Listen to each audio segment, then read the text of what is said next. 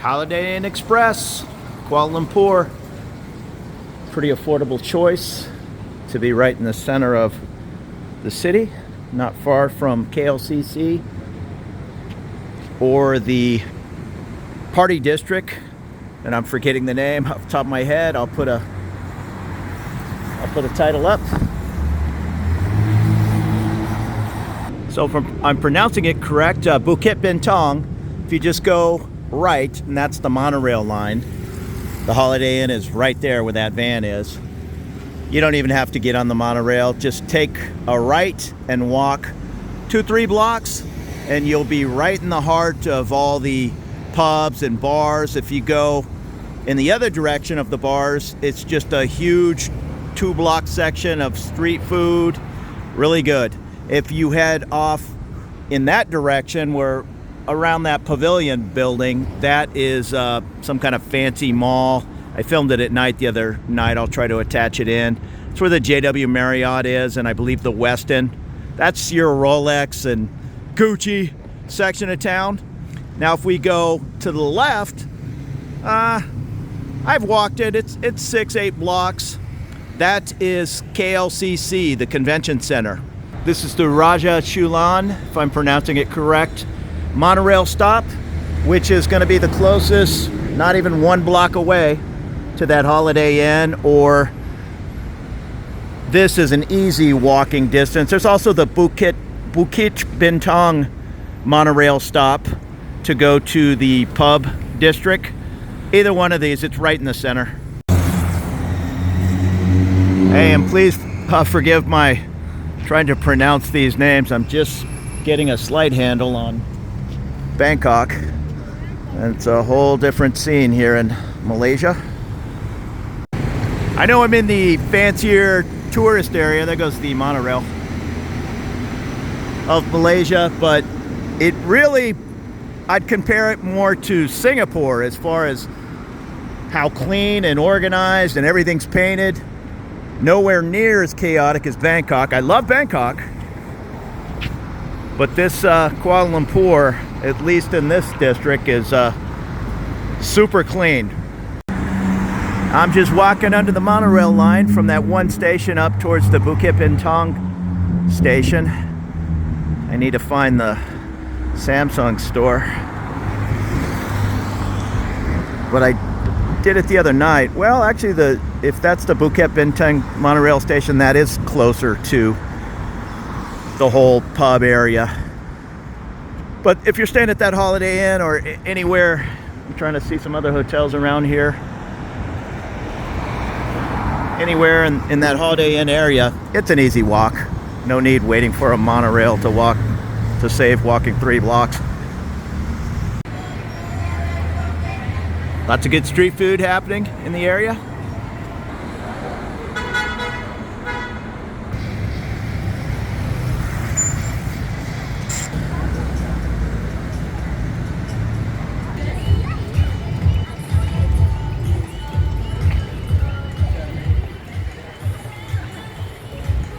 If you use my Holiday Inn Express as a home base, I have walked maybe 3 blocks, and I'm up in the fancy part of town. I'm not sure what this, there's a mall on this side and a mall on that side, and over here is, I believe, the Westin and the JW Marriott. So I'll walk up there. It's all Gucci and Rolex. I'll call it the Beverly Hills of Kuala Lumpur. It looks like one of the malls might be called Fahrenheit 88. I'm not sure, unless that's the name of that large hotel back there. Here's the Grand Millennium. Looks like a nice fancy hotel. Right across the street from JW Marriott and the Westin. That's an expensive car here in Malaysia. I think my Grab driver told me it was 150% import tax. I guess that's a little better than Thailand's 300%, but still, Mustang 5.0. Plus these Harley Davidsons, these are not cheap anywhere in the world, but to get them to the other side of the world really cost a lot of money. Again, a guy out at the racetrack, he told me, and this is a fancy hotel, he told me a lot of these Harleys are probably in town from Singapore. It's about, I think he said, 150-mile ride from Singapore to Kuala Lumpur. The Pavilion Mall, I'm assuming. I see Armani and Gucci. And across the street is the JW Marriott. It is Monday, about 2 in the afternoon, and the streets are packed.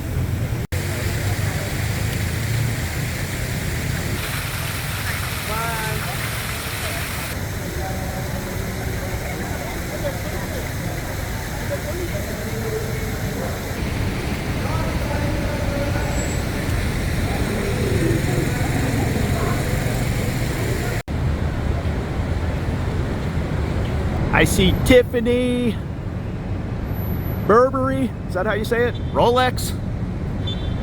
You can find anything here. You're probably going to pay a top-notch import fee, but if you have money, it's available. Like in Thailand, these Toyota vans are tricked out as limousines. The back's just, you know, like a nice limousine area to relax and get through busy traffic. There's solid traffic here in the middle of Kuala Lumpur, but unlike, they do honk at each other. You don't hear a lot of honking going on in Thailand, even in busy Bangkok. There's an expensive car. But at least they yield to pedestrians here. If it probably wouldn't be very wise, but if I were to just kind of dart across to head over to the Marriott, they'd at least tap their brakes. You know, call me an idiot maybe, but nobody would honk. They'd let you go. In Thailand, you step out in front of a car, you're taking your life into your hands. Even on a corner, even when they're pulling up to a red light, you better give them 5 seconds to decide whether they're going to go through that red light or not before you step out in front of them. Maybe a bit of an exaggeration, but not much. As mellow as the Thai people are, they get a little crazy when they get behind the wheel of a car or a motorbike. Again, see these people just cutting across, and just like most places in the world, they tap the brakes and let the pedestrian go by. Westin. I don't only stay in Western hotels, but I stay in a lot of them just because I have a ton of hotel points. So Holiday Inn, I have a ton of IHG points, Marriott, Hilton, Hyatt. There's plenty of great hotels that are not Western hotels, but if it's free, all the better for me. Had to go to the Samsung store here at the Pavilion Mall, so I might as well check out the food court while I'm here. I got about 3 hours before I have to leave for the airport. Checked out of my hotel.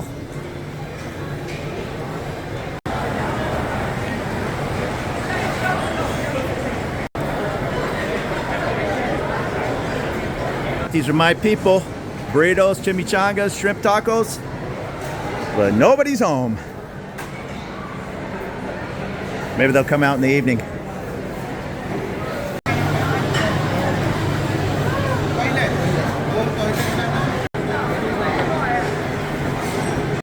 So unlike Thailand and going and getting a card, loading money on it, looks like you pay at each stand and they give you a beeper. So you go find a place to sit down, maybe get a drink. Beeper goes off, run up and get your food.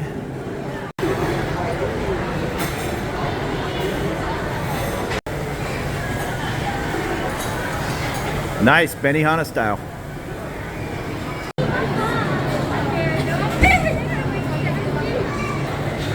Most dishes look fairly affordable. I see 16, 20 ringgit, less than $5 for most dishes.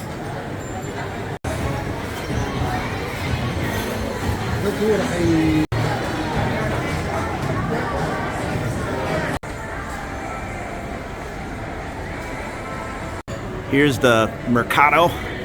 Looks like a upscale little fancy grocery store.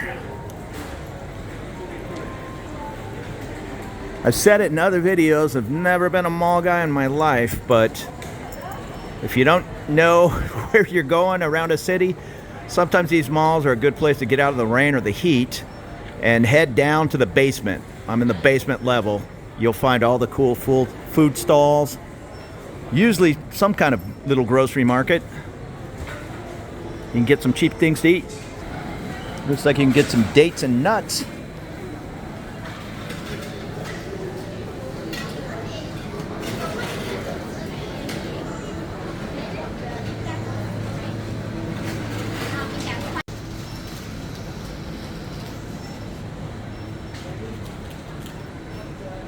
Oh, good. They got tortillas. Except they call them wraps. Pre-made meals. 9 ringgit. What's that? A little under $2. Chicken. A little under $1 US a piece.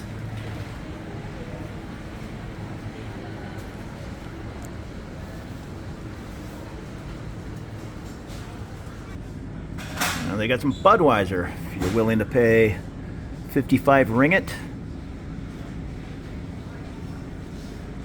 I was going to pick up a few things, but the line must be 40 people long. It's about 3 in the afternoon. Maybe people are getting off of work.